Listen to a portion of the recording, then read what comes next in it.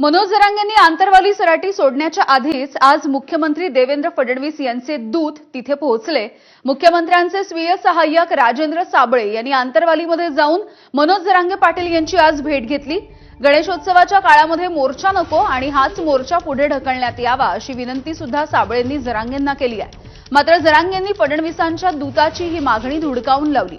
आम्ही मोर्चाची आधीच घोषणा केली आहे, तेव्हा सरकारने का दखल घेतली नाही असा सवालही जरांगेंनी विचारलाय।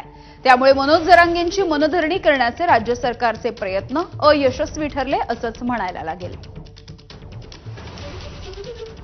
विनंती मी हीच केली आहे की गणपती आहे, गणपतीच्या अनुषंगाने आपण जर पुढे आंदोलन ढकलू शकतात तर ही त्यांना मी विनंती केलेली आहे। पण मी ही त्यांना विनंती केली की येताना त्यांना काय येणाऱ्या मराठा बांधवांना अडचण होऊ नये, त्यासाठी मी त्यांच्या भेटीसाठी आलोय। आता तुम्ही चर्चा नाही, चर्चेला कदरून गेलो राव मी। कवर चर्चा हे रोज येत राहणार चर्चा नाही। अंमलबजावणी आहे का नाही यायचं मुंबईला, पण अंमलबजावणी जर नसेल उद्या सकाळी 10 वाजता शांततेत महाराष्ट्रातला मराठा निघाला, बदल होणार नाही।